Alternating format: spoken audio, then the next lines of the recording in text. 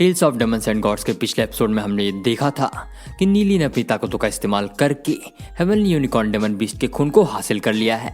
अब उसके आगे तो इस एपिसोड की शुरुआत में हमें ये दिखाया जाता है कि नीली को जान से मारने की कोशिश करने के बावजूद भी नीली के हाथ में अपना खून देख के वो बीस्ट काफी हैरान हो जाता है।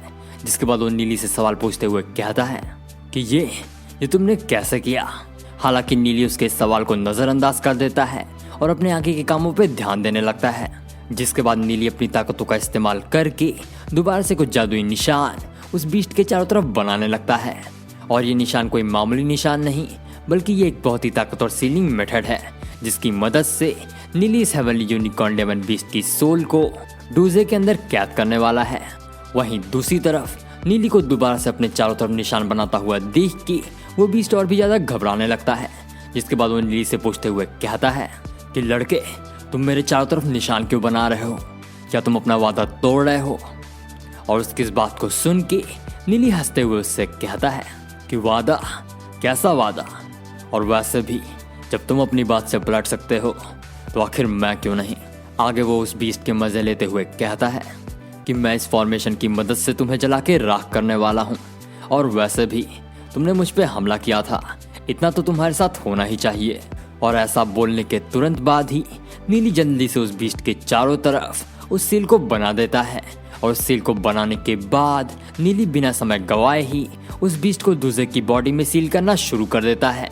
लेकिन उस बीस्ट को सील करने से पहले वो उसे बताते हुए कहता है कि डरो मत, मैं तुम्हें जलाऊंगा नहीं, बस मैं तुम्हें डूजे की बॉडी में सील करने वाला हूँ। और ये काम मैं तुम्हारे खून की मदद से करूँगा। और जब तुम डूजे की बॉडी में सील हो जाओगे तो तुम्हारी ताकतें और तुम्हारी सोल दोनों ही डूजे के काबू में आ जाएंगी। तो तुम उसे चोट पहुंचाने के बारे में सोचना भी मत। और अगर तुम्हारा कोई सवाल हो तो तुम मुझसे अभी ही पूछ सकते हो। और नीली की इस बात को सुन के वो बीस्ट नीली से पूछते हुए कहता है कि क्या हो अगर ये मर जाए।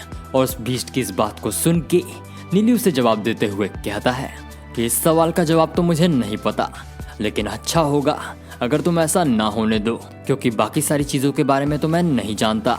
लेकिन एक चीज़ जो मैं जानता हूँ वो ये है कि तुम्हारी ज़िंदगी इसके काबू में है। और नीली की इस बात को सुन के वो भी इस नीली से ये वादा करता है कि वो डूजे की सुरक्षा करेगा। और सुरक्षा करने के इस वादे के साथ साथ वो नीली से ये पूछते हुए कहता है कि वो सब तो ठीक है, लेकिन तुम मुझे आज़ाद कब करोगे? और हेवनली यूनिकॉर्न डेमन बीस्ट के इस सवाल को सुन के डूजे खुद उसे जवाब देते हुए कहता है कि मैं डूजे कभी भी अपने वादे से पीछे नहीं हटता हूँ। और आज मैं तुमसे ये वादा करता हूँ कि आज से ठीक 50 साल बाद मैं तुम्हें आज़ाद कर दूंगा। लेकिन तब तक के लिए तुम्हें मेरी हर एक मुसीबत में मदद करनी होगी। और डूजे की इस बात को सुन के वो बीस्ट खुशी खुशी डूजे की बॉडी में सील होने के लिए तैयार हो जाता है। जिसके बाद नीली बिना किसी देरी के उस बीस्ट को सील करना शुरू कर देता है। जिसके बाद नीली अपनी ताकतों का इस्तेमाल करके उस बीस्ट के चारों तरफ बनाए हुए उस फॉर्मेशन को शुरू कर देता है। और उस फॉर्मेशन के शुरू होने के बाद नीली उस बीस्ट के खून का इस्तेमाल करके डूजे और हेवनली यूनिकॉर्न डेमन बीस्ट के बीच में एक संपर्क जोड़ता है। और उस संपर्क के जुड़ते ही डूजे उस बीस्ट को अपने शरीर के अंदर एब्जॉर्ब कर लेता है।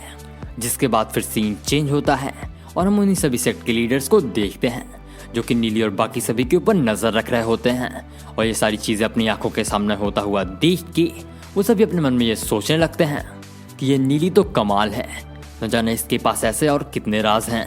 और अभी अभी इसने ये जो स्किल इस्तेमाल की है ये तो हमारे लिए भी इस्तेमाल करना बहुत ही मुश्किल की बात है। जिसके बाद फिर सीन दोबारा से चेंज होता है और हम नीली और उसके दोस्तों को देखते हैं जो कि उस बीस्ट को एब्जॉर्ब करने के बाद इस पैगोडा के चौथे तल्ले पे ट्रेनिंग करने के लिए आए हुए हैं। और इसी के साथ ये एपिसोड और हमारा ये वीडियो दोनों यहीं पे खत्म होते हैं। वीडियो पसंद आई हो तो इस वीडियो को लाइक और चैनल को सब्सक्राइब करना ना भूलें।